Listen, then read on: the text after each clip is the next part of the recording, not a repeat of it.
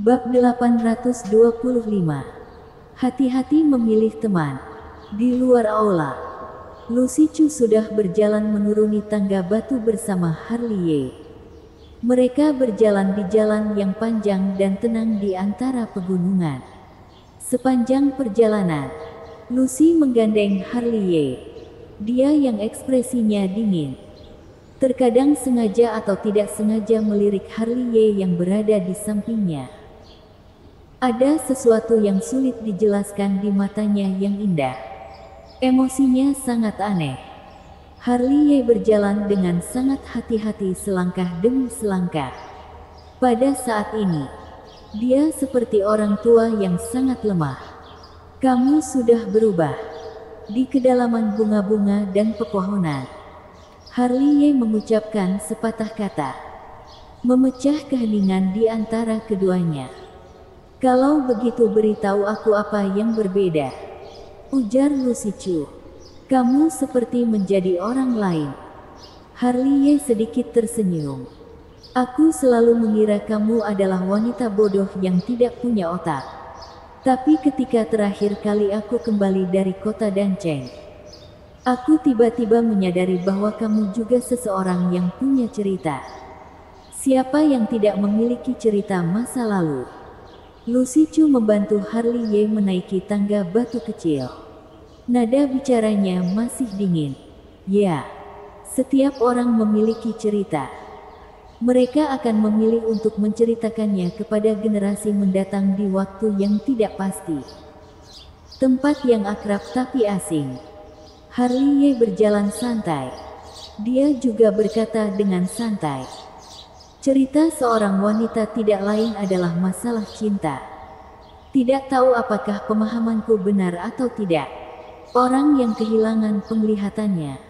Apakah kata-katanya akan menjadi lebih banyak? Lucy Chu melirik Harley Ye sejenak. Nadanya menjadi lebih acuh tak acuh. Seolah dia tidak ingin Harley Ye menyebutkan masa lalunya. Kalau begitu anggap saja aku sedang mencari rasa aman. Harley Ye berdeham. Sekarang aku buta. Semuanya gelap. Ketika ada orang berbicara aku merasa lebih nyaman. Kamu tidak buta. Ketika kamu mengalaminya sendiri, mungkin akan lebih banyak bicara daripada aku. Kalau begitu kamu percaya atau tidak, pada tahun tertentu dan bulan tertentu, aku juga pernah membantu orang buta berjalan di sepanjang jalan yang panjang. Menurutku, tanpa sadar Harley Ye menoleh ke Lucy Chu. Ternyata kamu begitu akrab dengan jalannya. Perkiraan awal. Orang buta yang pernah kamu bantu waktu itu pasti lebih cerewet daripada aku. Dia tidak sama denganmu. Lucy Chu melirik Harley Ye sekilas. Omong kosong. Harley Ye tampak tidak setuju. Menurut pendapatku, orang itu pasti berpura-pura buta. Seharusnya dia hanya ingin mendapatkan simpatimu. Dengan demikian, kamu bisa mengajaknya jalan-jalan. Benar. Ini cara baru untuk memenangkan hati seorang wanita. Imajinasimu benar-benar luar biasa. Lucy Chu memelototi Harley Ye. Apakah menurutmu orang lain sama buruknya denganmu? Jangan sembarangan.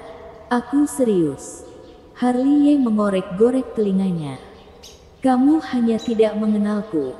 Jangan lihat aku biasanya ceroboh. Aku sangat bisa diandalkan. Benarkah? Lucy Chu dibuat tertawa setelah melihat narsisme Harley Ye.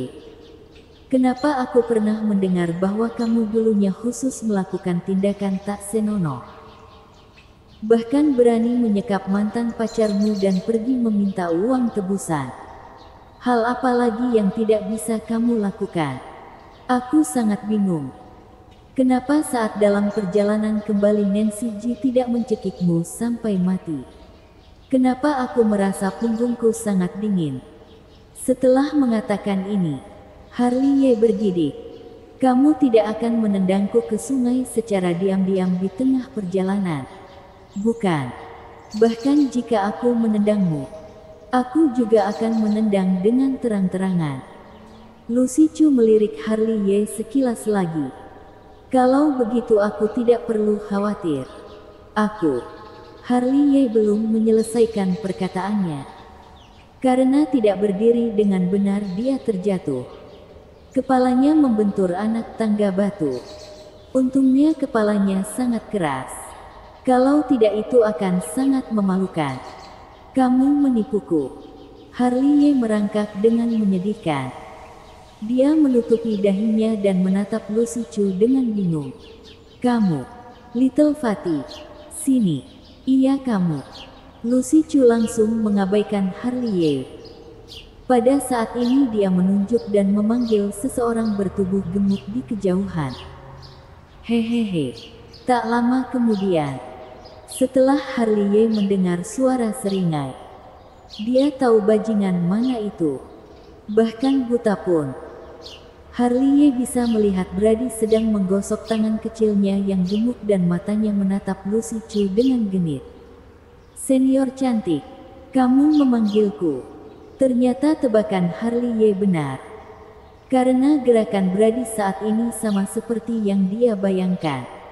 Mata kecilnya memancarkan cahaya terang. Instrukturmu telah melakukan terlalu banyak dosa. Dia menjadi buta. Antarkan dia pulang. Lucy Chu meninggalkan kalimat ini, berbalik dan menghilang. Buta. Setelah Lucy Chu pergi, Brady tercengang sejenak. Tangan kecilnya yang gemuk dilambaikan di depan mata Harley Ye. Setelah melihat Harley Ye tidak merespons, dia menyentuh dagunya yang gemuk. Entah apa yang sedang dipikirkannya. Sialan, apakah kamu sudah puas? Harley Ye mengomel. Kamu benar-benar buta. Mustahil. Brady masih menatap Harley Ye dengan tak percaya. Saat dia berbicara, kedua tangan kecilnya yang gemuk meraih giok spiritual di pinggang Harley Ye. Setelah menariknya 2 kali masih tidak bisa melepaskannya. Percaya atau tidak, aku hajar kamu. Tegur Harley Ye. Jangan marah. Aku hanya mencoba mengujimu, kata Brady dengan serius. Setelah mengatakan itu, Brady mengeluarkan papan kayu persegi dari tas penyimpanannya, menuliskan sesuatu di papan tersebut dan menggantungkannya di dada Harley Ye. Sini. Aku bantu gantungkan untukmu. Ini adalah jimat keselamatan yang secara khusus diminta oleh istriku. Aku berikan ini padamu. Jangan dihilangkan. Kembalikan setelah kamu sembuh. Jimat keselamatan. Harley Ye sedikit tidak percaya. Dia menyentuh papan kayu yang tergantung di dadanya. Kemudian sudut mulutnya berkedut. Mana ada jimat keselamatan sebesar ini? Kamu tidak mengerti, kata Brady dengan sangat serius. Ini bukan papan kayu biasa. Sangat keras. Dapat digunakan sebagai jimat keselamatan dan dapat digunakan sebagai pelindung dada. Sangat praktis. Sebaiknya aku melepasnya. Rasanya aneh. Apanya yang dilepas? Ini maksud baik dariku. Brady langsung mendorong tangan Harley Ye dan meraih lengan Harley Ye. Ayo pergi. Setelah mengatakan itu, Brady tidak peduli apakah Harley Ye mau atau tidak mau. Dia menariknya dan pergi. Senyumannya sangat licik. Selanjutnya, tempat di mana keduanya lewat menjadi lebih ramai. Ada banyak murid yang keluar untuk berlatih di pagi hari. Murid dan tetua yang lewat juga tidak sedikit. Tapi ketika Harley Ye dan Brady lewat, ekspresi mereka menjadi sangat aneh. Setelah melihat papan kayu yang tergantung di leher Harley Ye, sudut mulut mereka hampir berkedut semua. Tidak heran mereka seperti itu. Itu semua karena papan kayu yang tergantung di leher Harley Ye terlalu mencolok. Tidak ada yang salah dengan papan kayu itu sendiri. Masalahnya terletak pada kata-kata yang ditulis miring di papan kayu tersebut. yaitu tulisan, "Aku idiot. Kenapa aku merasa seperti banyak orang sedang menatapku?" Setelah merasa suasananya aneh, Harley tanpa sadar berdeham beberapa kali. "Apakah kalian mendengarnya? Maksudnya kalian?" teriak Brady sambil menunjuk para murid yang sedang menonton. "Kenapa tidak memberi hormat pada instruktor?" Setelah mendengar ini, satu demi satu murid tersadar dan segera memberikan hormat. Hormat. Hormat pada instruktor. "Berlatih sana." Harley melambaikan tangannya dengan serius. Meskipun dia buta, dia tampak serius dan memiliki kewibawaan seorang instruktor. Tapi ketika keseriusan dan kewibawaan instruktor dicocokkan dengan kata-kata di papan depan dadanya, itu sangat ups.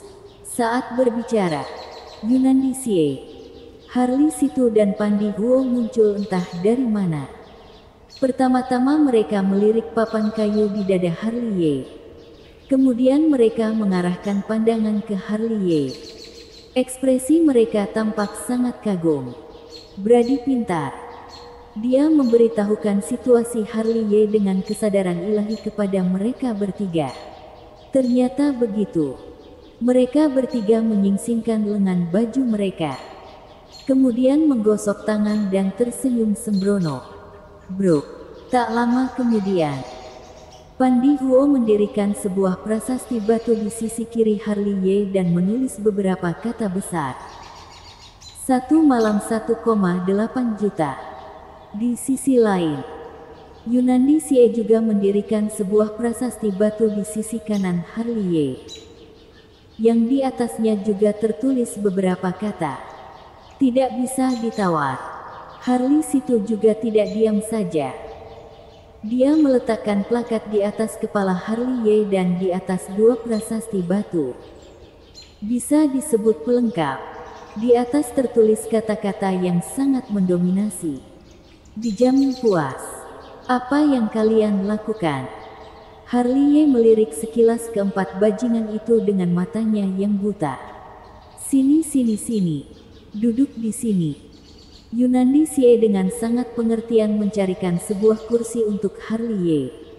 Tidak peduli apakah Harley mau atau tidak, dia langsung menyuruh Harley duduk. "Jarang-jarang kamu ada waktu. Ceritakan kepada adik dan kakak seperguruan tentang pengalaman kultivasimu. Kalian sakit. Apakah kalian pikir aku sedang senggang?" Harley mengomel dengan kesal dan ingin berdiri. 1 jam. Hanya 1 jam. Harley Situ langsung menekan Harley duduk kembali dan berkata dengan serius, "Ini adalah suara hati semua orang. Sebelumnya sulit bertemu denganmu. Sekarang kamu tidak bisa menghindar lagi. Instruktur senior semuanya memang seperti ini. Hanya formalitas. Sini sini sini. Jangan sampai terlewatkan." Instruktur Sekte Heng Yue ingin berceramah. Bagaimanapun suara Pandi Huo sangat besar. Dia juga membawa gong tembaga di tangannya. Mengetuknya dengan keras dan berteriak keras. "Cepat, panggil orang sebanyak-banyaknya. Ini adalah kesempatan berharga." Brady, Yunandi Xie dan Harley Situ ikut berteriak. Maksudnya semakin banyak orang yang datang akan semakin bagus. Agar suasananya menjadi ramai. Sudut mulut para murid yang sedang menonton berkedut. Mereka tidak berhenti sama sekali. Mereka semua menatapnya dengan serius. Selain itu ekspresi mereka jelas mengatakan, "Hati-hati memilih teman." "Baiklah." Harley yang tidak tahu apa-apa merapikan pakaiannya dan tampak sangat serius. "Hei, semuanya jangan malas. Aku akan mengatakannya sekali saja. Berkultivasi. Kalau dikatakan sulit memang sulit. Tapi jika dikatakan tidak sulit memang tidak sulit. Yang terpenting adalah memiliki ketekunan yang teguh. Apakah kalian mengerti?" Ceramah yang sangat bagus. Brady, Yunandi Xie, Pandi Huo dan Harley Situ masing-masing memindahkan bangku kecil dan duduk beberapa meter dari Harley. Di tempat terdekat dengan Harley, seseorang membawa sepotong semangka di tangannya. Setelah melihat penampilannya yang serius, yang tidak tahu akan mengira dia adalah penggemar setia Harley. Instruktur benar-benar hebat. Para murid yang menonton sudah tidak tahan untuk melihatnya langsung. Mereka menutupi wajah mereka dan tidak berminat untuk mendengarkan ceramah Harley. Bersambung.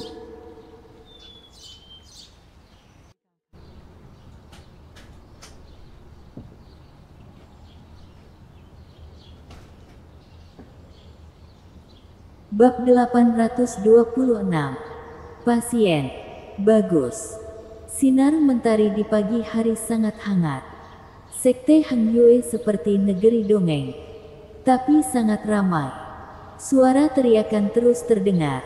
Brady, Yunandi Xie, Harley Situ dan Pandi Huo. 4 bajingan yang tidak ada kerjaan berteriak lebih keras dari yang lainnya.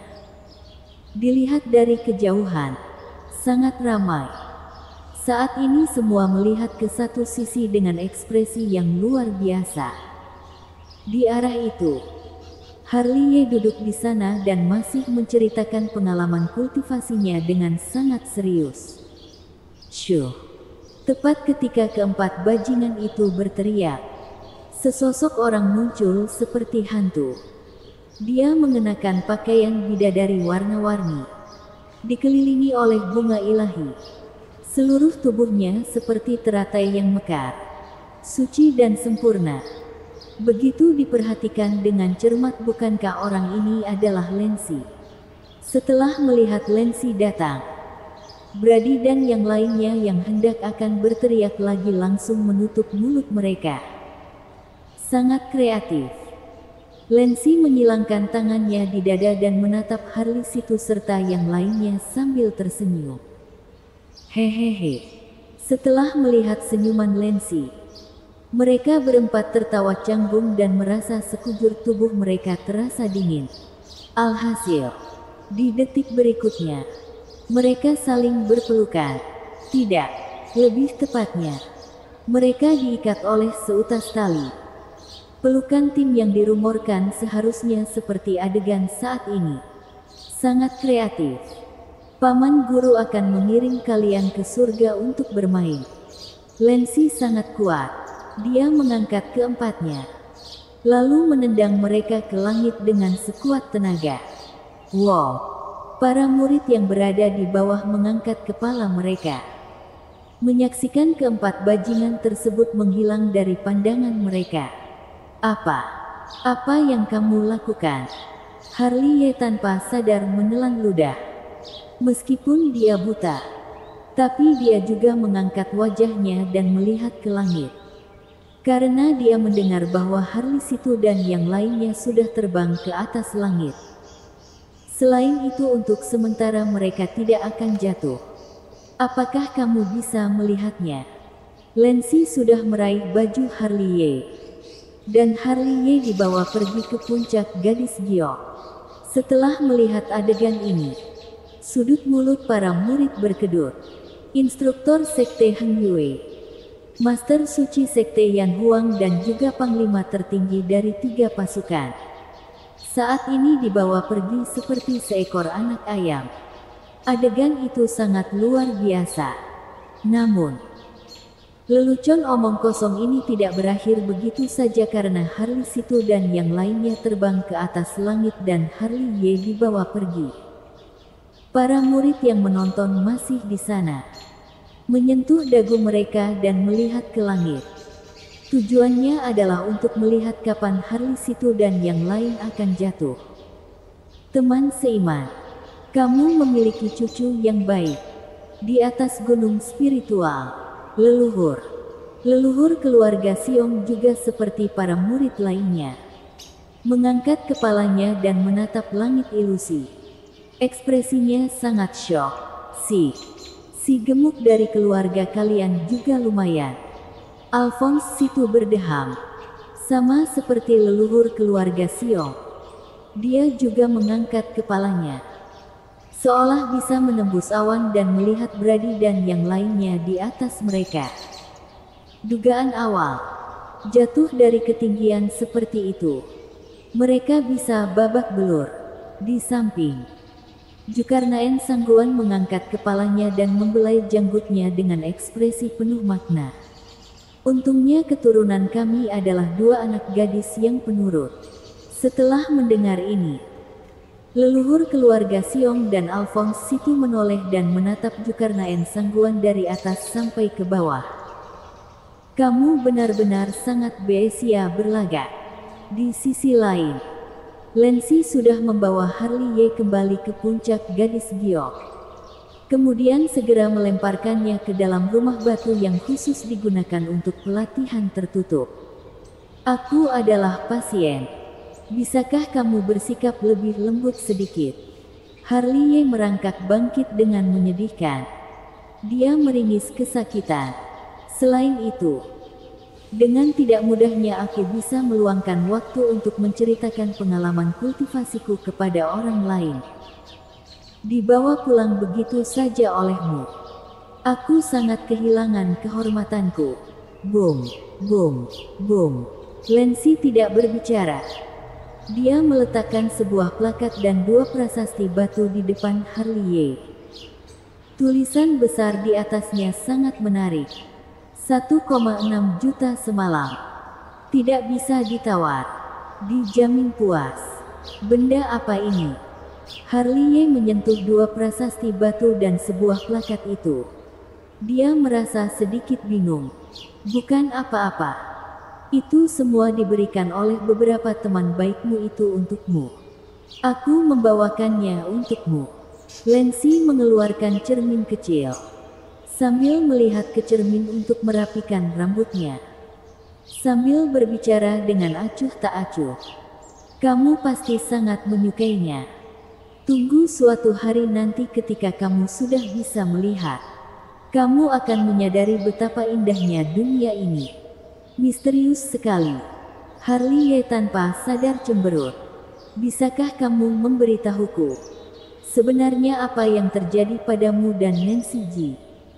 Lancy telah menyimpan cermin kecilnya dan menatap Harley Ye dengan serius. Sulit untuk menjelaskannya. Harley Ye menggelengkan kepalanya. Mengenai cederamu, apakah ada yang bisa aku bantu? Pasti ada. Benar-benar tidak bisa tanpa kamu. Harley Ye berkata dengan yakin. Kedua tangannya meraba-raba dan berhasil menyentuh Lancy.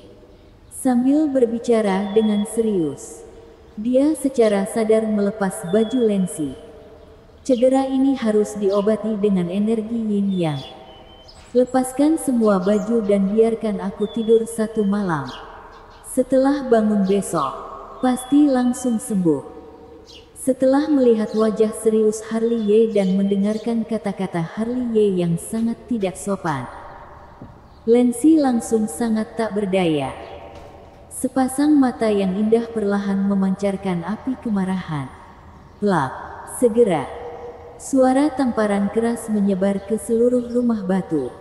Selanjutnya, Lancy berjalan keluar dengan ekspresi marah. Pada saat ini Harley Ye tergeletak di atas lantai. Wajah yang awalnya baik-baik saja menjadi miring.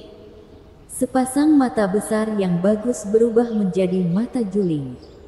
Setelah 3 atau 5 detik kemudian, Harley Ye menutupi wajahnya dan bangkit dengan kasihan. Kakek naga, seperti biasanya. Sekarang kamu seharusnya mengolok-olokku melalui transmisi suara.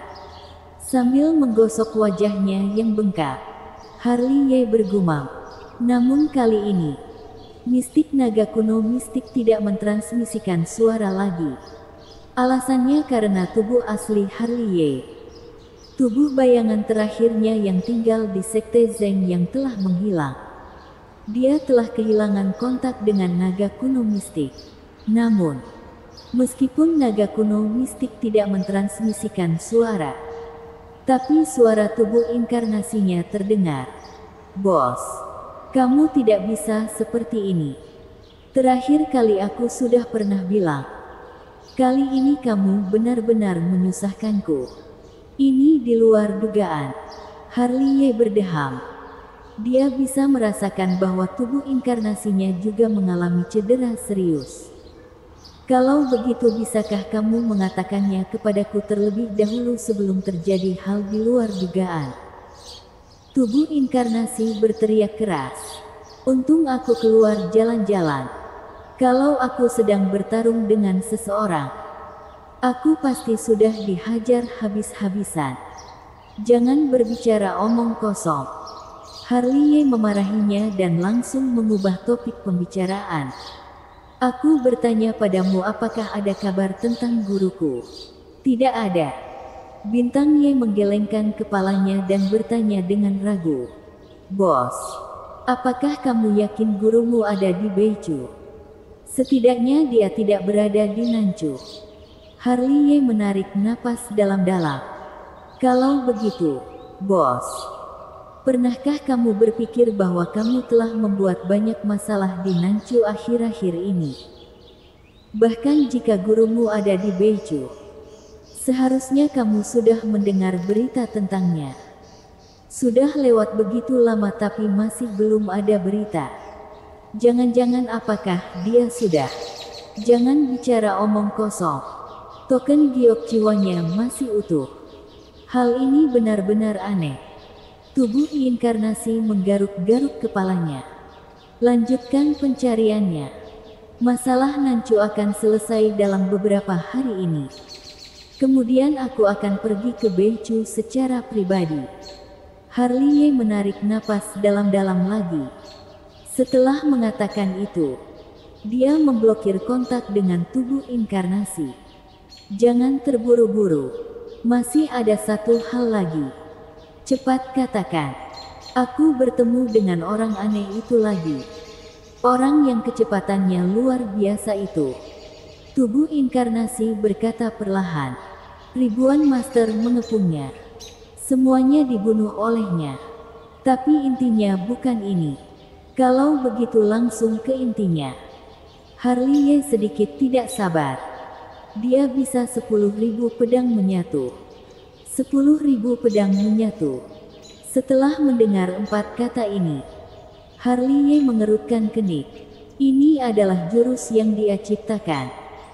Di seluruh dinasti Dacu hanya tubuh inkarnasinya dan Nancy Ji yang bisa. Kamu yakin itu adalah 10.000 pedang menyatu? Setelah 2 atau 3 detik, Harley bertanya dengan ragu. Aku adalah tubuh inkarnasimu.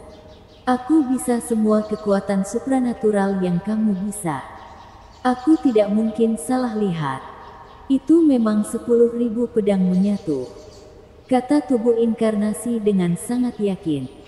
Selain itu, 10.000 pedang menyatu miliknya sangat kuat. Masing-masing dari 10.000 pedang itu sekuat semua pedang bersatu. Dalam waktu kurang dari 10 detik, dia membantai ribuan master alam Kongming yang mengepungnya. Membantai ribuan master dari alam Kongming dalam waktu 10 detik.